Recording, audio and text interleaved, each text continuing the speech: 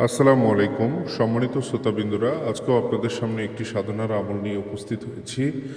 আসলে সবসময় তো আপনারা বিভিন্নভাবে অনুরোধ করেন, ফোন করেন কিংবা বিভিন্নভাবে যোগাযোগ করে বলেন যে শক্তিশালী এবং খারাপ যে কোনো কাজ করা যায়, এরকম আসলে আমি সবসময় দেই না। এখন আপনাদের অনুরোধের কারণে আসলে দিতে হয়।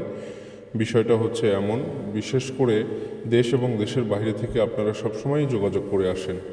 আচ্ছা, একটা কথাই বলি, আসলে সবসময় তো যোগাযোগ করেন যে নিয়মিত ভিডিও দেখেন। নিয়মিত ভিডিও বলতে এমন নয় যে আমি বানায় সানায় এমন একটা ভিডিও তুলে ধরলাম প্রতিদিনই এভাবে দেওয়া যাবে বানায় সানায়, কিন্তু আপনি কি আসলে রেজাল্ট পাবেন? রেজাল্ট যখন পাবেন না তখন তো আপনি অভিশাপ করবেন, আমি গুণাগার হব আপনার সময় নষ্ট করে। কিংবা আপনি যখন একাধারে আপনি যখন আমলগুলো আমার চ্যানেল থেকে করতে থাকবেন, যখন আপনি কোনো কার্যক্রম পাবেন না কিংবা যখন কোনো ফল পাবেন না, তখন তো আমার ভিডিও দেখাও ছেড়ে দিবেন আপনি অন্যের মতো। তো আমি সেরকম করতে চাই না, সবসময় সঠিকটা তুলে ধরার চেষ্টা করি। আজকের আমলটি অতীব জরুরি একটি আমল। পিচাস জিন সম্পর্কে আপনারা জানেন। পিচাস এমন একটি শক্তিশালী, পিচাস পরিও হয়, আসলে পরীরা তো জিনেরই জাত। তো পিচাস এমন একটি শক্তিশালী আসলে জিন জাতি বা জিন, একে দিয়ে এমন কোনো দুনিয়ার খারাপ কাজ নাই যে আসলে তাকে দিয়ে করানো যাবে না। সকল ধরনের খারাপ কাজ করা যায়, যে কোনো ধরনের। আমি খারাপের বর্ণনা দেব না, দেওয়া ঠিক হবে না, সেজন্য দেব না। তবে ছোট্ট একটা কথা বলি, আপনি একে দিয়ে যে কোনো মানুষের খারাপ করেন, পশুর খারাপ করেন, পাখির খারাপ করেন, কোনো গাছের খারাপ করেন, আপনার গাছে একটি ফল ধরেছে, আপনি তাকে বলে ফলটাও নষ্ট করে ফেলতে পারবেন। আপনি দেখেন তাহলে কত বড় ভয়ঙ্কর তাহলে তারা।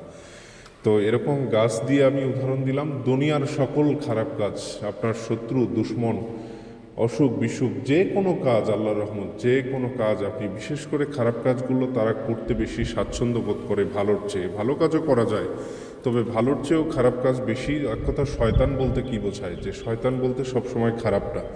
একজন শয়তান আমাদের মানুষের যেরকম আল্লাহ আসলে নির্ধারণ করে দিয়েছে যে একজন শয়তান মানুষের পিছে লেগে থাকে, আপনাকে সবসময় খারাপের দিকে নিয়ে যায়, তো সেরকম সে একজন শয়তান। তো সবসময় খারাপ কাজগুলো করতে সে স্বাচ্ছন্দ্য বোধ করে, সেরকমই একজন। তো খারাপ কাজ করলে দেখেন, মানুষের যখন আপনি ক্ষতি করবেন নিশ্চয়ই আপনি গুণাগার হবেন। তবে অনেক সময় ক্ষতি করে মানুষ নিজেকে সেফ রাখার জন্য, নিজেকে বাঁচানোর জন্য, এগুলো আসলে করতে হয়। তো যাই হোক, আজকের আমলটি তার ব্যতিক্রম নয়। এমন একটি পিচাস পরি বা পিচাস জিন সম্পর্কে, সে আল্লাহ তালার অবাধ্য কিংবা সে আল্লাহ তালার কোনো আমল আখলাক করে না, সেই জন্যই সে পিচাস জিন বলে আখ্যায়িত করেছে একটি কিতাবে। তো পিচাস হাজির করার বেশ কিছু অবলম্বন আছে। আসলে একে একাধিক পথ আছে একে আয়ত্ত করার। তো আজকে একটি পথ সম্পর্কে আমি আপনাকে জানাবো। ধীরে ধীরে তখন পর্যায়ক্রমে অন্য অন্য অবলম্বনগুলো আপনাকে আমি জানাতে পারবো ইনশাল্লাহ।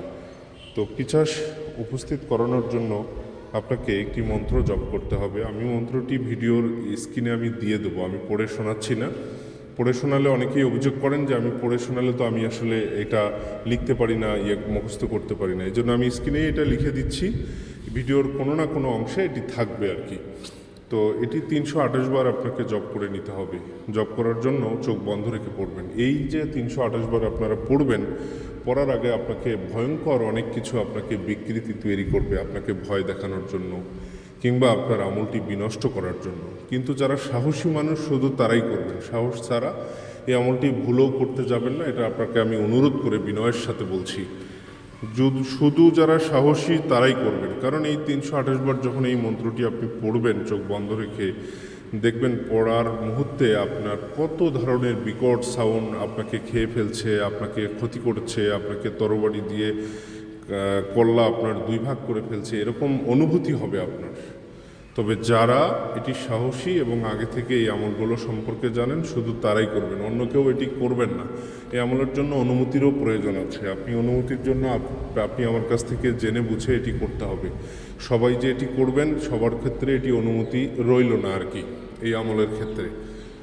তো 328 বার যে এটি পড়বেন, যে কোনো জায়গায় পড়লেও হবে না, অবশ্যই কোনো কবরস্থানে অথবা শ্মশান ঘাটে, কবরস্থান অথবা শ্মশান ঘাটে এশারের নামাজ থেকে ফজরের আগ পর্যন্ত, এই টাইমের মধ্যে, এশারের নামাজের পর থেকে ফজরের আগ পর্যন্ত এই টাইমের মধ্যে এই সময়ের মধ্যে আপনাকে এই আমলটি করতে হবে। নিশ্চয়ই বুঝতেছেন, অন্ধকারে আপনাকে এটি করতে হবে, তাই বুঝে শুনে এটি করার চেষ্টা করবেন।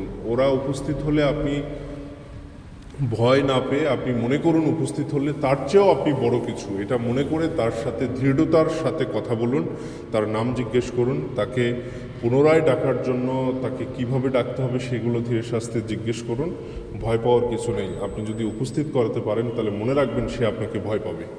যদি উপস্থিত আপনার চোখের সামনে করাতে পারেন মনে রাখবেন সে আপনাকে গুরু বলে মেনে নেবে সারা জীবনের জন্য।